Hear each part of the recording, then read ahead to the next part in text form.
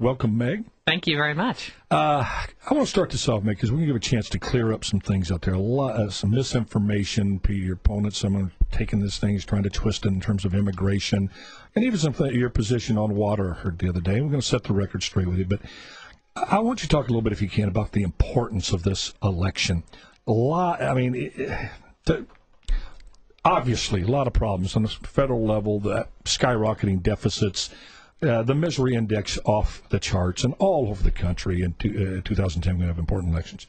But here in California, I don't think I've seen an election with such importance, such consequences attached to it, and the people make the right choice for the right person in my lifetime.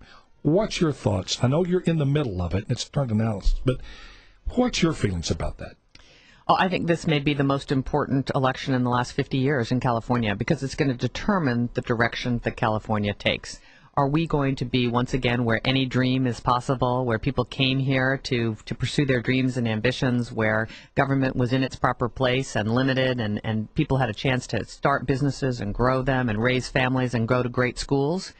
Or are we going to continue to have burdensome regulation among the highest tax rates in the country, and where we make it really hard now to pursue that California dream? And so I think if Jerry Brown gets elected, and you know he is the Democrat nominee, with a Democratic governor and a Democratic legislature, I think California might be unrecognizable in 4 or 8 years. I agree with you. I'd call it the election of direction. We're either going to change the direction we're going and have a chance to pull ourselves out, or it's going to be absolutely a disaster. Look at Greece. Okay, let's get to some of these, the immigration issue.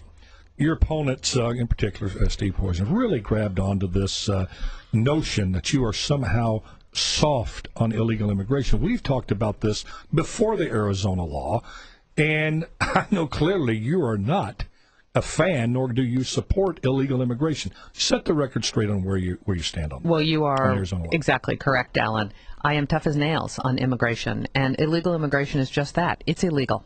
And so here's the 4 things that I think we have to do. One is we have to make clear that we are 100% against amnesty, which I am. It's not right for California. It's not right for the country. Then we have to secure the border of the United States. And I spent a day on the border between Mexico and California, and I can tell you firsthand we have not given the Border Patrol agents the resources they need. They need more personnel, more technology in terms of motion detector and infrared, and we got to build 2 strong, good fences. You know, the first fence, 1971 Vietnam-era fencing that comes up to my waist. I could probably pole vault that. You probably I may be able to jump it, even at my age, with my bad hip.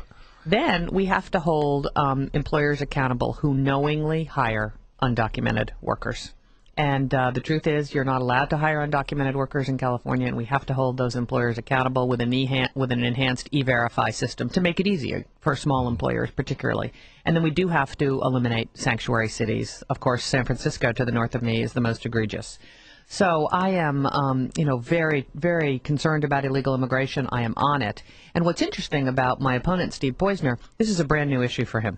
And I promise you, this is a guy who was willing to do or say anything to get elected. He had never been to the border before as a candidate until about a week and a half ago. He sees an opportunity for daylight here, and he's trying to portray my stance as something that it's not.